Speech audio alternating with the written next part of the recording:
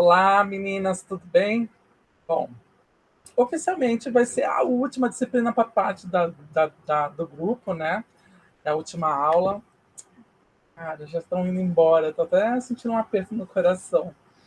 Mas ainda tem mais um semestre para parte do grupo, né? Elas terminam no meio do ano.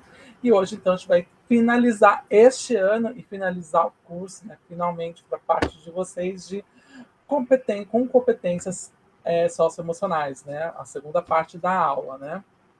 Bom, lá nós já vimos na primeira aula que tínhamos alguns vídeos, né? Dois vídeos de 15 minutos, nós tínhamos também um seminário de quase 3 horas. Eu espero que vocês tenham assistido, né? Eu sei que é extenso, principalmente a parte do seminário, mas é muito importante para que vocês consigam compreender aquela questão da autorregulação e também da procrastinação, né? Que são uma das coisas que atravancam, né? A procrastinação é uma das coisas que é mais atravanca na hora de a gente aprender, né? Bom, para começar tudo isso, deixa eu até beber um pouquinho de água. As competências socioemocionais, elas surgiram no debate de distintos campos teóricos a partir da década de 1990, né? Se atribui a emergência desse debate a dois fatos principais, né? A proposição pelo Programa das Nações Unidas para o Desenvolvimento do Paradigma do Desenvolvimento Humano, né? E a publicação do relatório do Jacques Delors, né? Organizado pela Unesco em 96, né? Bom, o paradigma do desenvolvimento humano, né, consiste em uma nova forma de mensurar o desenvolvimento que se opõe à tradicional, né, é, por meio da qual se agregam aos itens tradicionais fatores concernentes aos aspectos sociais, culturais, econômicos, políticos, entre outros, né? O que são essa mensuração tradicional, né, do desenvolvimento? Antigamente ela se baseava apenas como renda e produtividade, só que hoje não mais, né? Hoje a gente precisa também compreender como a população está, como ela se sente, né? Como ela se vê dentro de uma sociedade, né? Tanto que, se eu não me engano, acho que a Noruega ou a Dinamarca, eu acho que são um dos dois, é um dos países mais felizes do mundo, né? Se eu não me engano, Portugal está em quarto lugar, né? O Brasil, né? A gente não pode nem contar muito. Está longe, está bem longe, né? Então, vários outros aspectos indica que essa questão do desenvolvimento humano, né? Tal deslocamento garante que o desenvolvimento seja analisado de uma perspectiva mais ampla, a qual leva em consideração os distintos aspectos de desenvolvimento pleno da cidadania dos indivíduos, né? Então, segundo esse paradigma, as oportunidades e as escolhas feitas correspondem juntas àquilo que o indivíduo se torna no decorrer de sua vida. Então, nesse contexto, além do acesso às oportunidades, as pessoas precisam ser preparadas para fazer escolhas, né? Isso, inclusive, entra num aspecto mais fora do econômico, totalmente fora do econômico, né? Já o relatório Delors, por sua vez, apresenta o que denomina de quatro pilares da educação, né? As quais estruturam-se da seguinte forma: primeiro, aprender a conhecer, aprender a fazer, aprender a conviver e aprender a ser, né? Nós já vimos, inclusive, esses quatro pilares ao longo de algumas disciplinas, né? Especialmente na área de psicologia. Esses quatro pilares, eles agregam ao campo da educação o desenvolvimento de competências até então ignoradas, uma vez que o processo de ensino e aprendizagem deixa de ter como objeto a simples aquisição de conhecimentos e dá lugar ao ensinar e a pensar, a saber se comunicar, a pesquisar, buscando desenvolver um cidadão autônomo, crítico e socialmente competente. Tá aí a mudança que todo mundo fala, nossa, a educação antes era muito melhor, porque as pessoas sabiam de mais coisas. Necessariamente as pessoas não sabiam de mais coisas, né? Elas sabiam quantitativamente mais coisas, mas em compensação elas não sabiam onde se aplicava, né? Então ela só sabia porque tinha que estudar bastante e aplicar em determinado lugar. Depois de um tempo, você não sabe a contextualização daquilo, você acaba esquecendo. Não é porque, porque isso é útil, né? Então, é para responder essa pergunta que foram criados esses quatro pilares, né? Bom, esses dois marcos pautam o debate acerca do desenvolvimento de competências socioemocionais, sendo que o paradigma do desenvolvimento humano, ele define a educação como oportunidade primordial para preparar as pessoas para as suas escolhas e as auxilia a transformar suas potencialidades em competências, né? Já o relatório Delors define os 4 pilares fundantes dessa educação. Então, nesse contexto, diversos campos teóricos debruçam-se, né, em busca de definir quais seriam as competências necessárias para o alcance desses 4 pilares da educação. Os estudos nas mais diversas áreas apontaram para a definição da relação entre o desenvolvimento socioemocional e o desenvolvimento cognitivo, e a interligação destes com os mais distintos contextos de aprendizagem, dentre eles a escola, a família e a comunidade. Então, na área educacional, esse movimento culminou com a preocupação em desenvolver dentro das escolas essas competências socioemocionais, debate este que vem sendo fomentado por organismos multilaterais como a Organização para a Cooperação do Desenvolvimento Econômico, a OCDE, né, os quais passaram a investir na produção de conhecimento, políticas e práticas para a promoção das competências socioemocionais, bem como métodos com essa finalidade em apoio a governos e instituições. Inclusive, a própria BNCC ela é toda baseada na questão da competência, né? Já tínhamos um pouco da competência a partir dos parâmetros, né? Por isso, inclusive, que surgiram os parâmetros, né? E a BNCC veio para corroborar tudo isso, né? Ela já vem trabalhada tudo nisso, porque ela é a base curricular para que a gente consiga trabalhar contextualizando tudo aquilo que a gente precisa aprender, né? Então, contemplar dentro do currículo das escolas aspectos que, para além dos conteúdos, né, busquem o desenvolvimento dessas competências, possibilita a criação de um ambiente de aprendizagem mais completo e os impactos podem ser sentidos ao longo de toda a vida. A educação, nessa perspectiva, considera o ser humano como um todo e isso implica o desenvolvimento de processos pedagógicos que considerem os indivíduos em uma multiplicidade de valores, né? Ou seja, não é todo mundo é igual, né? Sabe aquela coisa do QI? Essa. Para quem mensurar, não, a ideia não é mensurar conhecimento, mas é mensurar o quanto a pessoa é crítica, né? E autônoma, né? Então, como ela consegue se virar na sociedade. Então, isso é o mais importante. Então, o estudo da área da psicologia indica a possibilidade de analisar a personalidade humana tendo como base 5 dimensões.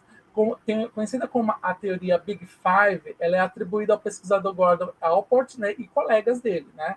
A teoria organiza as competências socioemocionais em 5 dimensões. Né? A primeira é a abertura a novas experiências, né? Que é a tendência a ser aberta a novas experiências estéticas, culturais, intelectuais, ou seja, não é aquele síndrome da Gabriela, que eu nasci assim, cresci assim, sou assim, você sempre assim. Você está abrindo para outros conceitos que vêm chegando ao seu redor e você vai incorporando aquilo às suas experiências, né? A segunda é consciência, né? Que é a inclinação a ser organizado, esforçado e responsável, né? Porque tirar aquele peso da consciência, nossa, por que eu não fiz aquilo? Não, a ideia é que você se organize, né? E se esforce para conseguir aquilo que você quer e que você seja e tenha o senso de responsabilidade, né? O terceiro é extroversão, que é a orientação de interesse e energia em direção ao mundo externo, pessoas e coisas, né? Que é saber se se posicionar sem ter medo de críticas e outras coisas, ou seja, externar tudo aquilo que você pensa, imagina, né? Claro que sempre respeitando limites, né?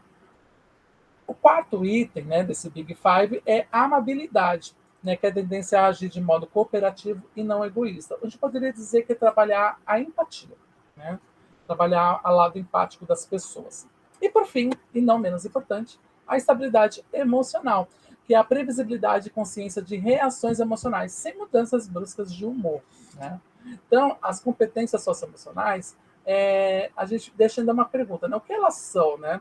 Então, elas constituem um conjunto de habilidades que a pessoa tem para lidar com suas próprias emoções.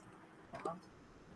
E são utilizadas em diversas situações cotidianas, constituindo o processo de cada indivíduo aprender a conhecer, a conviver, a trabalhar e a ser. Né? O que são essas habilidades? Né? Essas habilidades elas podem ser ensinadas, aprendidas e praticadas através da participação em atividades construtivas, tanto dentro quanto fora da sala de aula.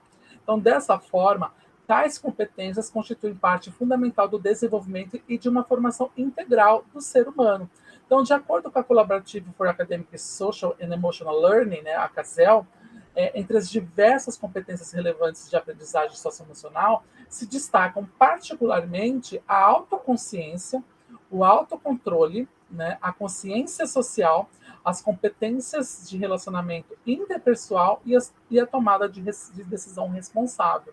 Então, ainda sobre as definições de competências socioemocionais, elas constituem uma integração de saberes e fazeres sobre si mesmo e sobre os demais, se apoiando na consciência, na expressão, na regulação e na utilização ou manejo, né, das emoções, com o objetivo de aumentar o bem-estar pessoal, né, o subjetivo psicológico, o meu bem-estar, né, e a qualidade das relações sociais.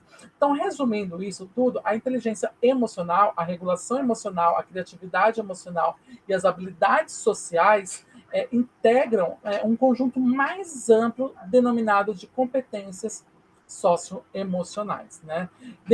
Assim, a gente pode dizer que entre as principais competências socioemocionais a serem desenvolvidas em nossos alunos, a gente pode destacar o autoconhecimento, a habilidade, a autoconfiança, o autocontrole, a autonomia, a comunicação interpessoal e intrapessoal, a cooperação, o engajamento, o interesse por aprender, que é um dos mais difíceis, e a motivação, né?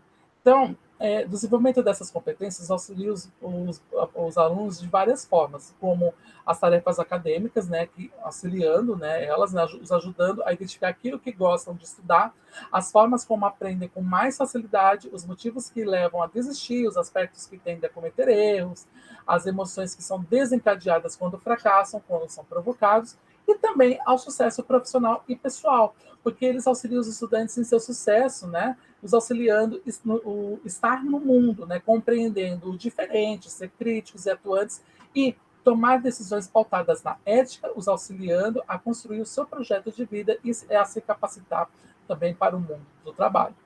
Então, um dos exemplos que a gente pode ter das competências socioemocionais.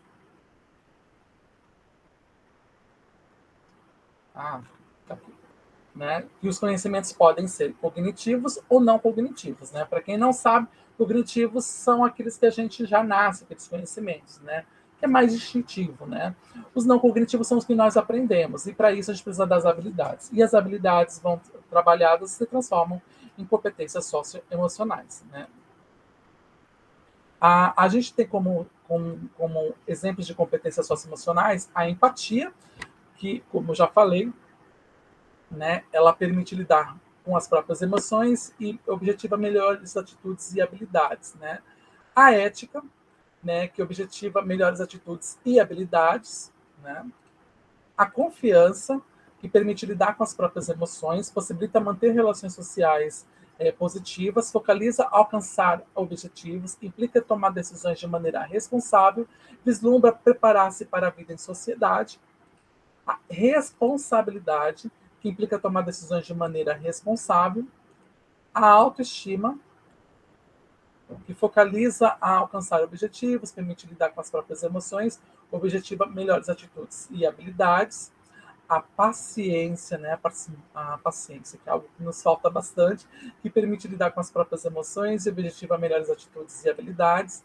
O autoconhecimento, que permite lidar com as próprias emoções e implica tomar decisões de maneira responsável. E, por fim, a autonomia, que permite lidar com as próprias emoções, possibilita manter relações sociais positivas, focaliza alcançar objetivos, vislumbra se preparar para a vida em sociedade e objetiva melhores atitudes e habilidades.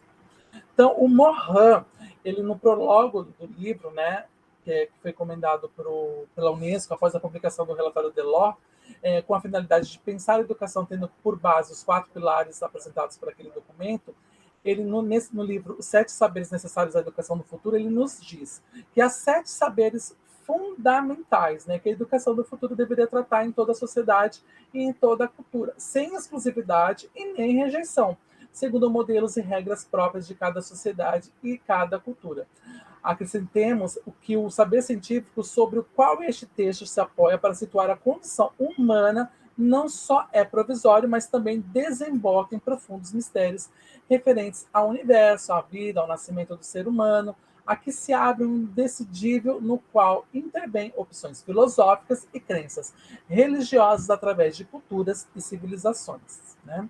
Então, a gente entra no campo então, das práticas pedagógicas voltadas às habilidades socioemocionais, né?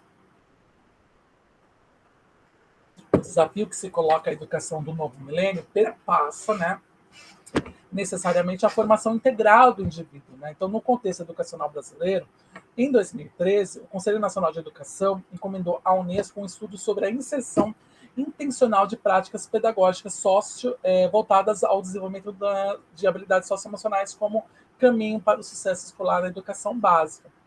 Com essa preocupação, ela demonstra a relevância atual da temática. E a partir da publicação do ano de 2017 da Base Nacional Comum Curricular, né, a BNCC, a gente pode visualizar a sua que as essenciais que as escolas brasileiras devem desenvolver ao longo de toda a educação básica são sintetizadas em 10 competências gerais. Dentre elas são previstas competências ligadas à atitude e ao caráter dos alunos, o que implica na inclusão das habilidades socioemocionais nos currículos escolares. Segundo a BED, nessa perspectiva, a escola deveria promover o desenvolvimento das diferentes facetas do conhecimento, colaborando com o amadurecimento e integração nas pessoas, dos seus múltiplos potenciais, a partir do reconhecimento tanto dos canais facilitadores de aprendizagem de cada um, que devem ser cultivados, como também dos pontos mais frágeis, que também devem ser estimulados. Sempre no sentido da promoção de pessoas mais inteiras, né, mais equilibradas, mais integradas internamente. Então, a Base Nacional Comum Curricular, ao elencar suas competências, ela converge para a visão de que é necessário mobilizar atitudes, valores, conhecimentos e habilidades para os alunos em nossas escolas, a fim de estimular as crianças a desenvolverem soluções criativas e a construir uma sociedade socialmente mais justa e humana. Para tanto, as competências de ordem cognitiva não são suficientes e as competências socioemocionais ganham destaque na tarefa de instrumentalizar o trabalho dos professores na educação básica para o desenvolvimento integral dos estudantes. Então, após essa contextualização, a gente já conhece o surgimento das preocupações com a temática das competências socioemocionais, o seu embasamento teórico, a importância dessas competências para o desenvolvimento integral do ser humano, em suas dimensões acadêmicas e pessoais. A gente também passa a conhecer ainda a apropriação das competências no campo teórico da educação, a partir, inclusive, das determinações curriculares oficiais. Agora a gente vai debruçar sobre as formas de promover as competências emocionais dentro da sala de aula, auxiliando alunos e professores na busca por esse desenvolvimento integral, promovendo uma educação de qualidade e preocupada com o desenvolvimento multidimensional dos estudantes. Então, como é que a gente vai promover isso, né? Então, o desenvolvimento de competências, para além dos conteúdos curriculares tradicionais, ele requer uma união entre família e escola. Pois é, o que eu sempre falo, que a família é muito poderosa. E isso tudo em busca de uma mesma perspectiva, que é o desenvolvimento integral dos alunos. O que concerne as competências socioemocionais nesse contexto, ele não é diferente, uma vez que sabemos que desde a mais tenra idade, as crianças elas necessitam aprender a lidar com inúmeras dificuldades cotidianas e fazer escolhas frente a estas. Sendo assim, esse aspecto é fundamental dentro do processo educativo, o qual consiste na primeira forma de socialização da criança fora do ambiente familiar, e onde ela enfrenta seus primeiros grandes conflitos da sociedade. Então, a preocupação da escola no novo milênio, né, institucionalizada, como já citado anteriormente pelas orientações curriculares vigentes, que é a BNCC, né, a formação integral do cidadão amplia seus horizontes e abandona apenas a dimensão técnica da transmissão de conteúdos, né, aquela tradicional, lembra da tradicional? Aquela que a gente sabia tudo antes, né? Então, passando a considerar o trabalho com as competências denominadas não cognitivas, ou seja, aquelas que precedem a aprendizagem, canalizando seus esforços para a formação integral do cidadão como ser socialmente responsável, visto que o desenvolvimento dessas competências interfere diretamente na própria formação intelectual da pessoa, que aprende a lidar com as suas emoções, estabelecer relações sociais efetivas, né? Então, pessoas socialmente desenvolvidas estão aptas a aprender mais e melhor, justamente por terem as competências não cognitivas já desenvolvidas quando já se dedicam ao aprendizado cognitivo. O desafio que se coloca está na implementação do trabalho com essas competências dentro das escolas, o que requer uma transformação não apenas curricular, mas também em todo o dia a dia, envolvendo as disciplinas curriculares e as atividades e ações praticadas dentro do ambiente escolar. A gente atribui, então, à escola e ao trabalho realizado em sala de aula a primazia na promoção das competências socioemocionais. A gente vai nos dedicar ao estudo das formas de como realizar essa promoção com vistas à formação plena dos alunos enquanto seres humanos capazes de lidar com as suas emoções, fazendo escolhas assertivas e desenvolverem a empatia, contribuindo para a formação de pessoas dotadas de habilidades emocionais, transformando a escola em um único verdadeiro laboratório de vida em sociedade. Então, essa implementação, então, para que essa escola se torne um ambiente que estimule os alunos a melhorar o seu desempenho, pautada no ensino de competências socioemocionais, a gente atribui a centralidade ao papel do professor, já que esse profissional é responsável pelo desenvolvimento do trabalho em sala de aula. No entanto, a gente deve ressaltar que ele não pode ser o único responsável por tal empreendimento, né? Porque dessa forma é preciso dar atenção ao fato de que o professor sozinho não realiza isso tudo, e a responsabilidade deve ser compartilhada com as demais instâncias responsáveis pela educação dos alunos, inclusive dos seus pais, né? Ainda a esse respeito, se faz necessário destacar que o trabalho efetivo com as competências socioemocionais, ele não pode ser tido como mais uma tarefa ou exigência já dentro do exaustivo trabalho do professor, e sim como um facilitador no desenvolvimento das aprendizagens com vistas à formação dos alunos. Porque o trabalho pedagógico, né, com vistas ao desenvolvimento socioemocional, ele não deve ser considerado como mais uma tarefa do professor, mas sim como um caminho para melhorar as relações interpessoais na sala de aula e construir um clima favorável à aprendizagem. Uma vez elucidadas a necessidade de compartilhamento de responsabilidades entre as distintas instâncias responsáveis pela educação e de disponibilidade desse profissional para desenvolver o trabalho, a gente retoma a centralidade do papel do professor como principal agente da transformação dentro da sala de aula. A transformação se inicia, neste caso, no próprio fazer deste professor que acrescenta à sua prática o desenvolvimento das habilidades socioemocionais.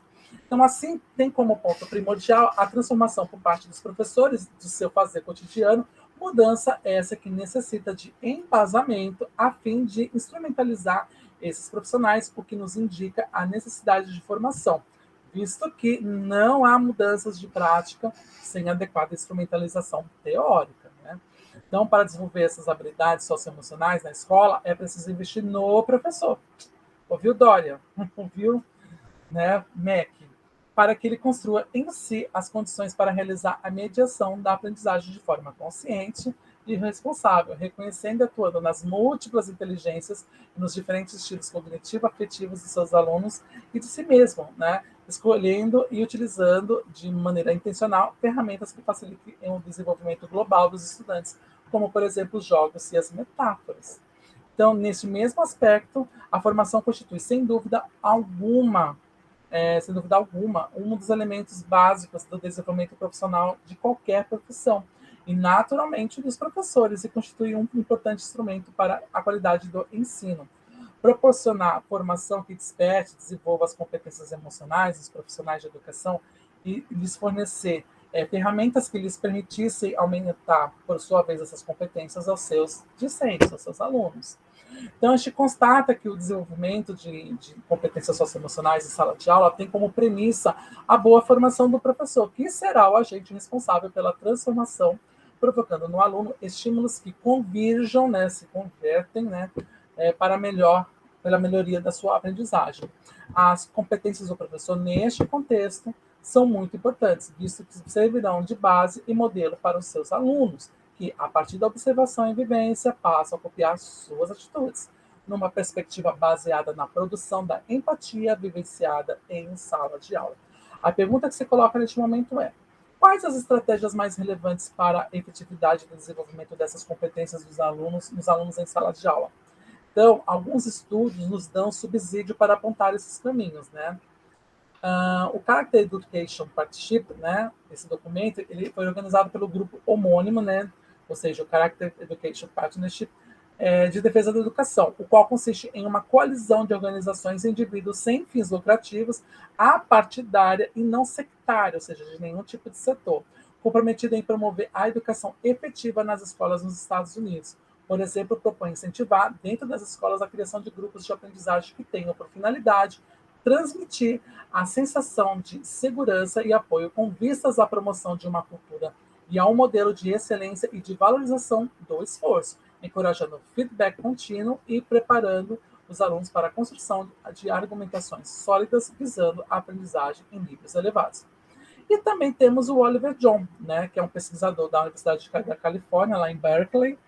Por sua vez, ele sugere uma divisão de competências socioemocionais em 5 eixos que devem ser trabalhados e desenvolvidos no contexto da sala de aula. Né? Primeiro é a abertura ao novo, né? O que se desdobra em curiosidade para aprender, imaginação criativa e interesse artístico, né? A consciência ou a autogestão, que é a determinação, organização, foco, persistência e responsabilidade. A 3, a extroversão ou engajamento com os outros, que é a iniciativa social, a assertividade e o entusiasmo. A 4, que é a amabilidade, né? Ou seja, empatia, respeito e confiança. E, por fim, a estabilidade ou resiliência emocional, que é a tolerância ao estresse, autoconfiança e tolerância à frustração. Então, a gente deve ressaltar que o exercício de desenvolver as competências socioemocionais na sala de aula deve, acima de tudo, situar o aluno de maneira a o envolver ativamente nas distintas situações, os deslocando das situações de plateia passiva e buscando, através do exercício da empatia, o situar como protagonistas responsáveis e assertivos, buscando a valorização das características relacionadas aos aspectos positivos dos indivíduos. Então, a consciência clara dos caminhos que levam ao sucesso possibilita o desenvolvimento do sentimento de competência que, por sua vez, está diretamente relacionada à motivação e à autoestima, ou seja, aos aspectos emocionais essenciais à aprendizagem. O professor, nesse contexto, assim como faz em relação ao desenvolvimento das habilidades cognitivas de seus alunos, ele deve oferecer feedbacks relativos às habilidades socioemocionais, tais como a sua capacidade de concentração, sua atenção e controle de ansiedade, integrando o desenvolvimento dessas competências às demais áreas do currículo, né? A gente destaca a importância atribuída ao vínculo que se estabelece entre o professor e o educando nessas situações de aprendizagem, as quais demandam o desenvolvimento de uma confiança e respeito mútuo entre o aluno e professor. Então, nessa perspectiva, promover o desenvolvimento das habilidades socioemocionais significa, né, realizar ações mediadoras intencionais para que o aluno construa vínculos saudáveis com os ensinantes, né, e com os objetivos do conhecimento, se engajando com a situação de aprendizagem, revestindo os conhecimentos de sentidos pessoais, mas sem perder a dimensão dos significados adotados pela cultura, se posicionando criticamente, com seriedade e compromisso, aprofundando, enriquecendo e ampliando o arcabouço dos saberes da sociedade. Então, o importante é termos em mente que não existe uma fórmula mágica ou uma receita para o desenvolvimento de habilidades socioemocionais em nossos alunos dentro da sala de aula. E, nesse aspecto, a intencionalidade da prática educativa se faz latente, visto que a busca pelo desenvolvimento de uma atitude protagonista pelo aluno, um estímulo para que este creia em sua própria capacidade, a abertura para novas experiências e a comunicação não violenta, todas essas estão pautadas na empatia, que são essenciais à integração da rotina dentro da sala, com vistas ao desenvolvimento socioemocional dos estudantes. Então, tais atitudes vão desenvolver aspectos fundamentais nos alunos, tais como a autorregulação, que foi que a gente viu na semana passada, e a capacidade de gerir sentimentos, pensamentos, comportamentos e atitudes, possibilitando maior concentração, atenção e controle de impulsos, né? Então, sobre esses aspectos, todos os processos metacognitivos ajudam o indivíduo a se inteirar de seus próprios conhecimentos, uma vez que lhe possibilita chegar à transcendência e ao significado da aprendizagem. Ao mesmo tempo, é importante que o indivíduo entenda também a necessidade de controlar suas emoções perante as diversas situações que enfrenta no dia a dia. Então, a gente tem que finalizar entendendo que para promover competências socioemocionais em sala de aula, é imprescindível que o papel do professor e a sua mudança de atitudes frente às suas práticas, que são embasadas por uma formação teórica que sustente suas ações, né? Então, o professor, ao se tornar modelo de ação para os seus alunos, ele facilita o desenvolvimento de atitudes positivas em toda a grade curricular, viabilizando o desenvolvimento das competências socioemocionais da turma, o fortalecimento de suas inteligências, né, e intrapessoais, fundamentais para o convívio em sociedade, e o estabelecimento de vínculos saudáveis consigo e com os que se cercam. Então, a gente finaliza essa parte, né, abordando de maneira prática que vai ser agora a seguir o desenvolvimento de atividades que promovam as competências socioemocionais dos alunos. Bom, desenvolvimento de atividades que promovam competências nos alunos relacionadas à empatia, trabalho em grupo, gestão de conflitos e manejo da frustração, né? Primeiro de tudo, a gente tem que entender o que é desenvolvimento, né? Desenvolvimento, a gente deve ressaltar que o desenvolvimento de tais habilidades, né, não está associado a um apostilamento, a um manual pronto e acabado de atividades com fins em si mesmas, e sim ao desenvolvimento de práticas cotidianas que estejam voltadas para a formação integral do aluno, respeitando o seu desenvolvimento cognitivo e o desenvolvimento de suas habilidades não cognitivas, essenciais para o bom convívio consigo e em sociedade. Então, a gente vai ver a abordagem prática relativa ao desenvolvimento das competências socioemocionais em nossos alunos, propondo o desenvolvimento de atividades que busquem a promoção das competências relacionadas à empatia, ao trabalho em grupo, à gestão de conflitos e ao manejo da frustração. Primeiro, nós temos a empatia, né? A empatia, ela corresponde à habilidade de compreender os sentimentos, desejos e ideias de outras pessoas ou grupos. O autoconhecimento ele é imprescindível para que os alunos consigam desenvolver atitudes empáticas em relação aos demais. E, para tanto, cada aluno deve saber acolher e nomear as emoções que sente para que esteja apto a entender o sentimento dos outros e com esses sentimentos, como esses sentimentos os afetam. Dessa forma, o ponto inicial consiste em entender os próprios sentimentos e emoções e de que maneiras estes afetam enquanto seres sociais para que, posteriormente, sejam capazes de se colocar no lugar do outro e compreender seus sentimentos e emoções. Então, para o desenvolvimento dessa habilidade, o trabalho com literatura é fundamental dentro da sala de aula. Então, a leitura de obras diversas consiste em uma rica possibilidade de despertar o desenvolvimento empático dos alunos, visto que, em frente às situações suscitadas pelas histórias, eles podem ser questionados acerca de como se sentem diante das mais distintas situações, com as quais possibilidades de resolução de conflitos, entre outros aspectos.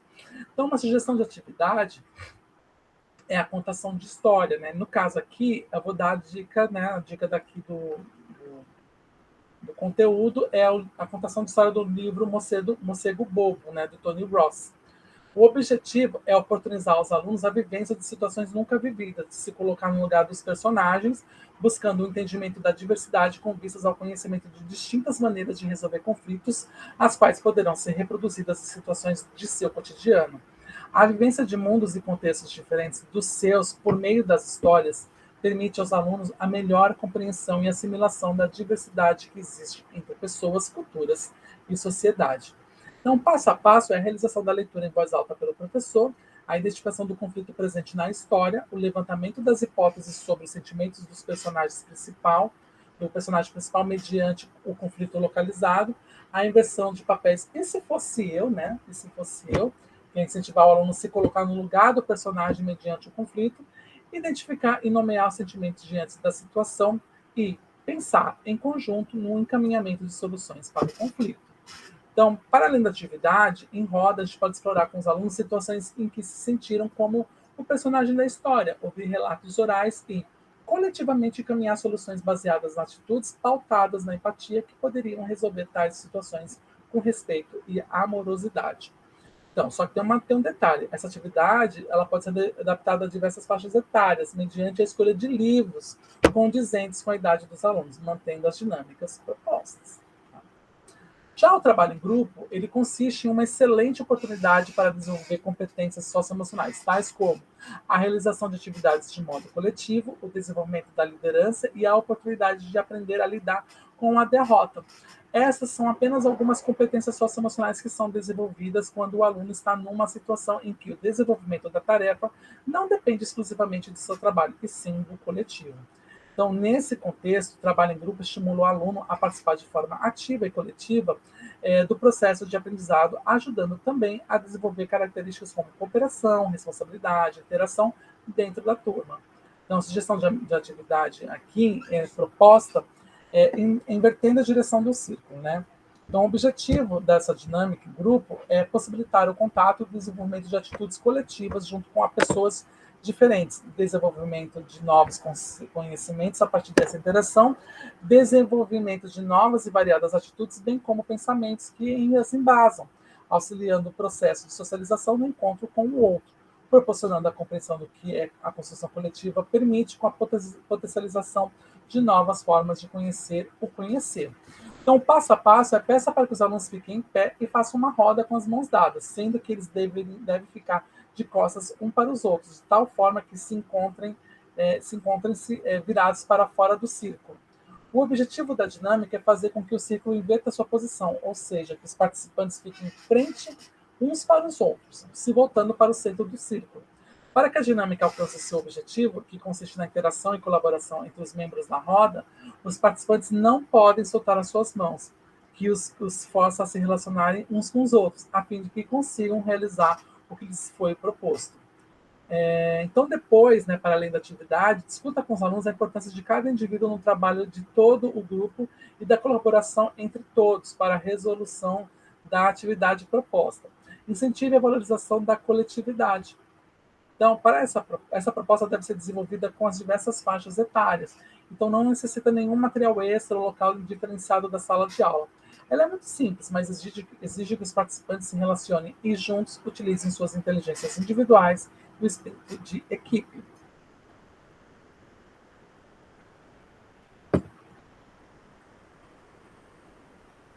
Gestão de conflitos, né? Bom, a gestão de conflitos é certamente um dos maiores desafios que se fazem presentes dentro da escola. Sua resolução depende fundamentalmente de técnicas e estratégias com vistas à melhoria do clima escolar, através da mediação, com respeito a todos os envolvidos e, além disso, ensinar aos alunos estratégias de resolução de conflitos se faz primordial para que desenvolvam habilidades sociais de convívio. Sendo a escola um espaço de socialização por excelência, se faz presente nela uma diversidade de pessoas, culturas, valores e, com isso, ela se caracteriza também como um espaço de conflitos, sendo um espaço privilegiado para o ensino sobre como lidar com estes de forma positiva, com vistas ao desenvolvimento de pessoas, relacionamentos saudáveis. Como sugestão de atividade, a gente pode criar uma assembleia de classe, que é um espaço dialógico e de debate para se chegar a um acordo para uma boa convivência.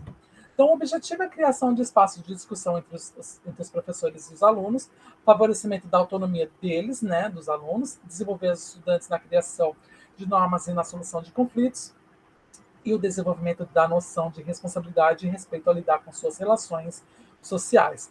Então, passo a passo dessa atividade é identificando o conflito, a gente identificando o conflito, a Assembleia de Classe é chamada para auxiliar na sua solução.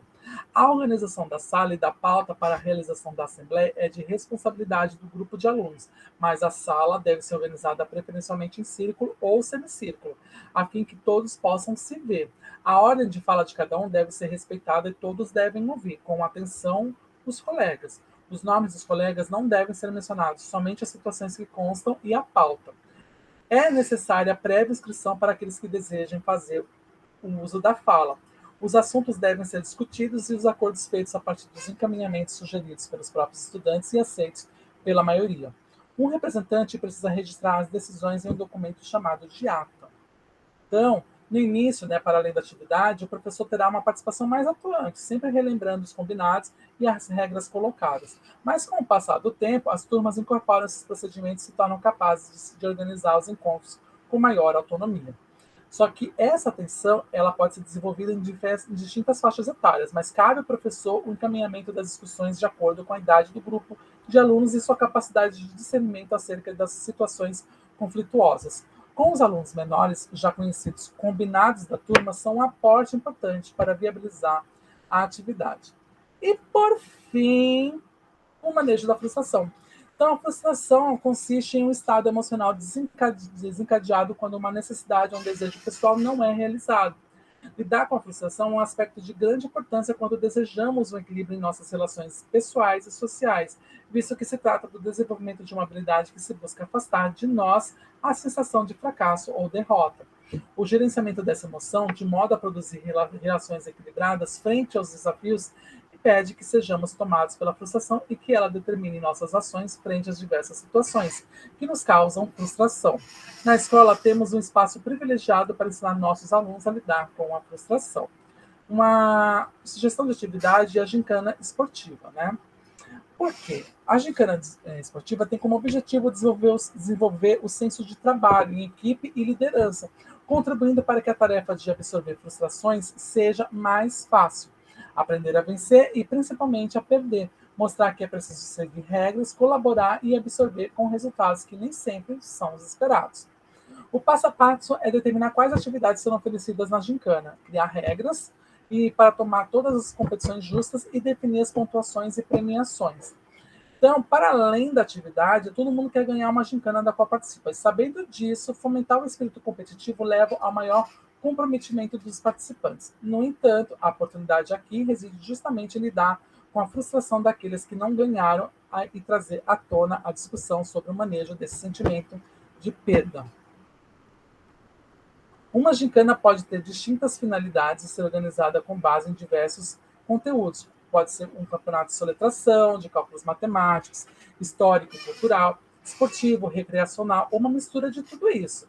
Diversos desses eventos com um tema principal acabam unindo mais ainda as turmas e são opções excelentes para professores que desejam desenvolver competências não cognitivas de seus alunos. Bom, a gente espera que essas atividades apresentadas como exemplos possam subsidiar a prática profissional de professores envolvidos na tarefa de desenvolver as competências socioemocionais dos seus alunos. Lembrando que, a partir delas, muitas outras podem ser desenvolvidas dentro dessa temática, que se faz urgente em nossas escolas, buscando a formação integral de nossos alunos em suas distintas habilidades, sejam elas cognitivas ou não. Então, para terminar, deixa eu já colocar aqui, eu vou passar o vídeo daqui da disciplina. É um vídeo curtinho. É um vídeo de 5 minutos.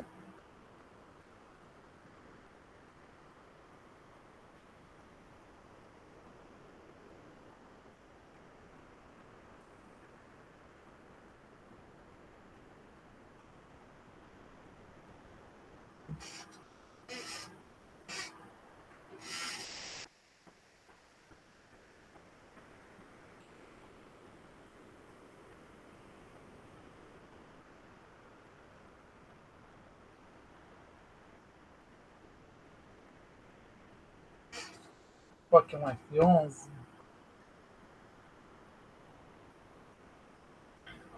E aí fica melhor.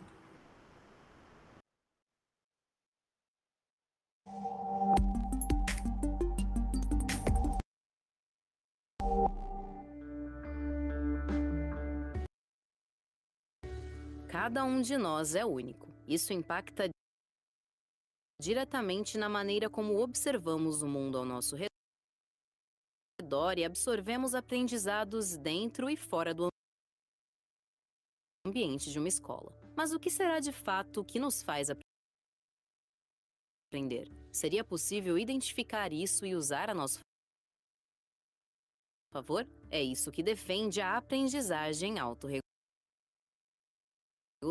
Esta concepção, ela se constitui já há alguns anos e ela está pautada na ideia de que se o aluno não quiser aprender, ele não aprende. Então, por maiores que sejam os esforços dos professores, se você quiser que o aluno aprenda, isso está diretamente ligado a este aluno estar disposto a aprender. Então, nesta concepção do aprender a aprender, você tem o processo de autorregulação. E o processo de autorregulação é o quê? É eu ser capaz de desenvolver aspectos que contribuem com a minha aprendizagem. Então, isso está ligado a uma questão emocional, então eu preciso estar bem emocionalmente, há uma questão motivacional, eu preciso estar motivado para aprender, e há uma questão de autorreflexão. Quando eu aprendo, eu preciso pensar sobre este processo de aprendizagem. Se eu não reflito a respeito dele, muito provavelmente a minha aprendizagem ela vai ficar prejudicada. Se a autorregulação coloca o aluno como protagonista no seu processo de aprendizagem, o professor, nesse contexto, deve oferecer suporte e ferramentas que vão auxiliar o estudante a desenvolver essa habilidade. O professor tem um papel de mediador nesse processo. Então, como é que eu vou fazer isso? Eu vou conversar com os meus alunos sobre a importância de aprender, sobre o que significa, na realidade, aprender a aprender. Como é que se desenvolvem habilidades do campo procedimental, do campo atitudinal e do campo cognitivo? Eu preciso saber diferenciar isso, não é só uma questão de procedimento. Eu preciso também internalizar determinados conceitos, determinados conteúdos. Quando o professor quer que o estudante aprenda algo no campo cognitivo, ele pode utilizar diversas estratégias. Ele pode pedir para fazer resumos, para fazer sínteses, perguntas e respostas, tal. Entretanto, este processo ele desenvolve sim a cognição e a memorização. Mas a metacognição, que também é importante, eu diria que fundamental neste processo de autorregulação, é eu saber como eu aprendo.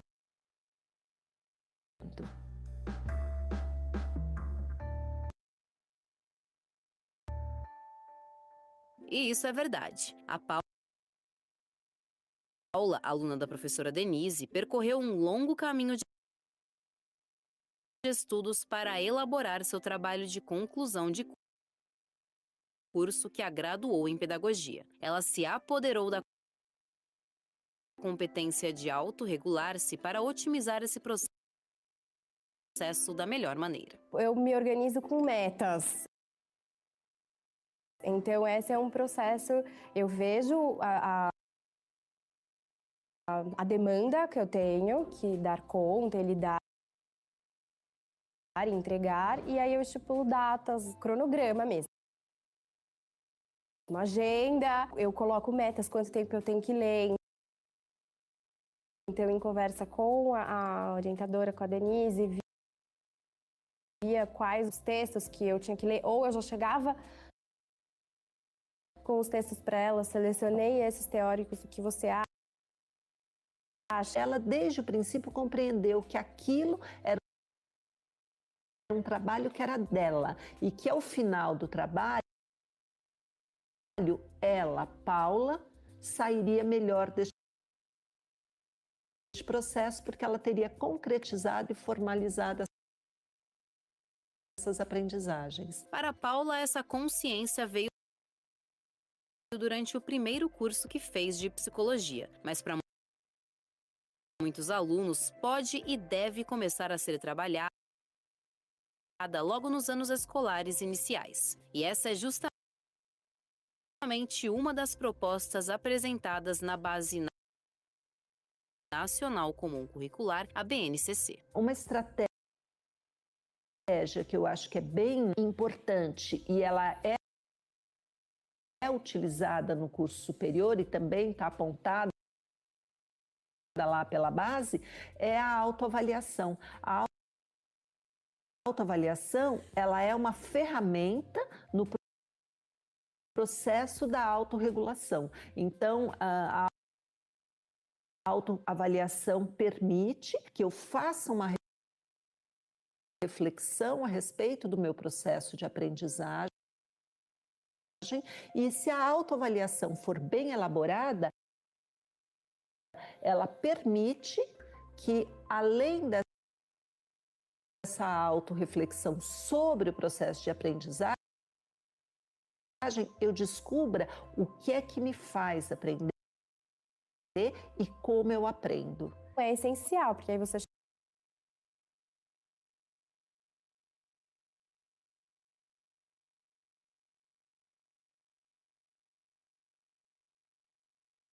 chega num outro âmbito de ensino adulto e você tem a capacidade de observar, se observar nas aulas, nas suas dificuldades, e, enfim, na sua rotina. Por se tratar de uma atividade que desenvolve o estudante como um todo, o sucesso na carreira escolar e também mundo afora, com certeza está garantido. Eu vejo como um processo de autoconhecimento. Então, a partir do momento que você vê a sua demanda, vê o seu desafio, o que você tem que cumprir, você se organiza diante disso, você também se conhece. A autorregulação, ela passa pela autorreflexão, pelo autoconhecimento, pela questão motivacional.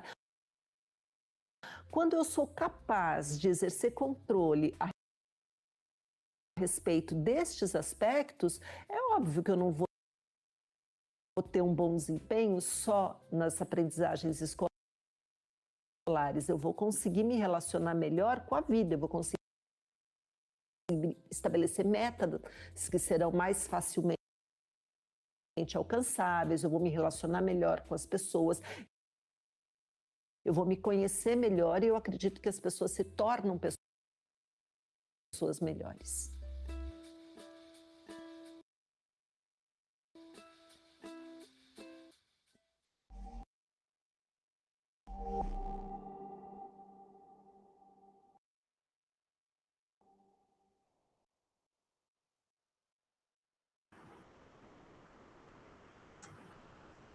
Eu sei, o vídeo estava ruim, travando, mas é assim, toda vez que eu tento te passar um vídeo junto, sempre vai travando, até mesmo no próprio YouTube, só que esse estava travando demais, mas esse é da própria Anhanguera, né? Então, gente, é isso. Agora acabou para boa parte de vocês, metade de vocês finalizou, e a outra parte ainda tem mais um semestre comigo. Ok? Esse é o último conteúdo do ano. E a gente se vê, né, na semana que vem lá lá na Anhanguera, de fazer uma festinha de despedida, né, já que o licenciamento acabou, mas a gente vai seguir todas as regras, a gente vai combinar ao longo dessa semana para a gente comemorar a finalização de parte das meninas e também comemorar o fim do ano com todas vocês, tá bom? Um beijo para vocês e até o ano que vem, meninas.